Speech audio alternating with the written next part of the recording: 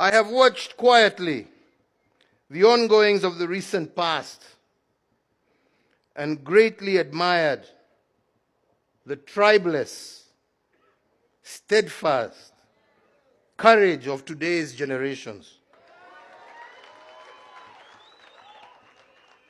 A generation that knows what it wants and is determined to achieve it, whatever the cost.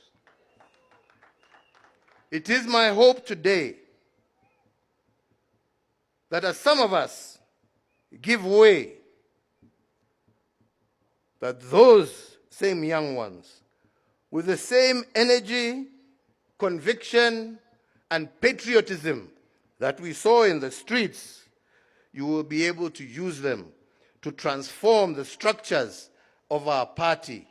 And ultimately, you yourselves enter the corridors of power and high office and take charge. Men and women, especially the young. And when I say the young, I am not just saying young in body.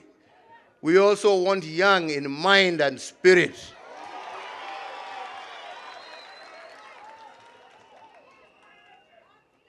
Men and women of integrity who can be trusted with our future. Men and women who have the courage to fight for what is right and just. Men and women with the patience to listen to those whom they wish to lead. Men and women with compassion for their fellow citizens. Men and women of wisdom, not pride. Men and women who know as human beings they can make mistakes, but stand ready to correct them. In the last general election, I endeavored to pass this message. Unfortunately, it fell on deaf ears and was lost in the noise of insults, character assassinations, myths and stories of dynasties and hustlers, and so on. Yeah. Today, many of the gains we had in the past have been eroded. Linda Mama and others replaced by new, untried, untested schemes. And while we wait for these experiments to work, Kenyans suffer and our progress is retarded. After having handed over the reins of state to a new administration in a peaceful and orderly manner, as you all witnessed, I expected the same for our party. Unfortunately, this was not to be for reasons as explained. Ladies and gentlemen, I have been in active politics for the greater part of my life, 40 years plus. I have seen it's good, I have seen it's bad, and even it's ugly.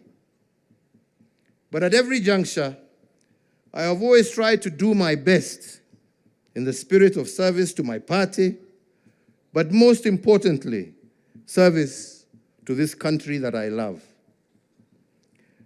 I have both lost elections and won elections, taking each in my stride, learning that in politics, you can never be led by bitterness, anger, or hate.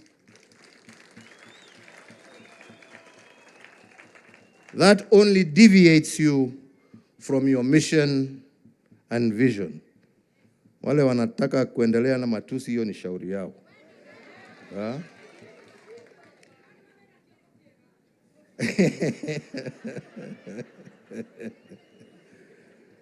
Sisi hatuna chuki na mtu, tunapenda nchi yetu. I have had my fair share of successes. As a party, under my administration, under my leadership, and courtesy of the Kenyan electorate, we have been a governing party for approximately 10 out of our country's 60-odd years of life since independence. Looking back, there are things we can be proud of, and admittedly, there are things that we could also have done better.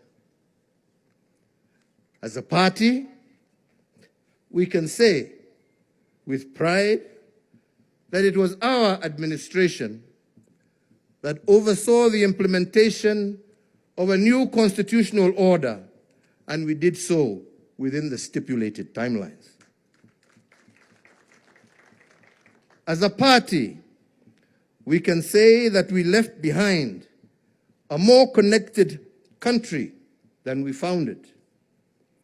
We doubled the number of tarred roads, increased electricity connections from 35% of our population that we found.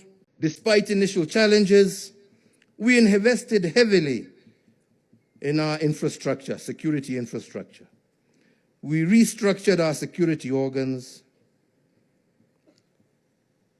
and deepened an interagency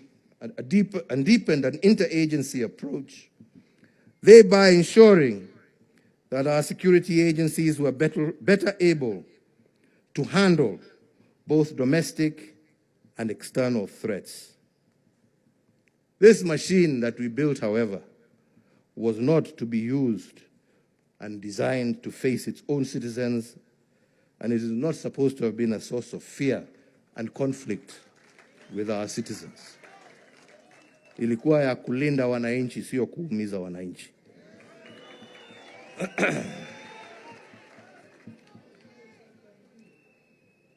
We worked as a party to bring greater cohesion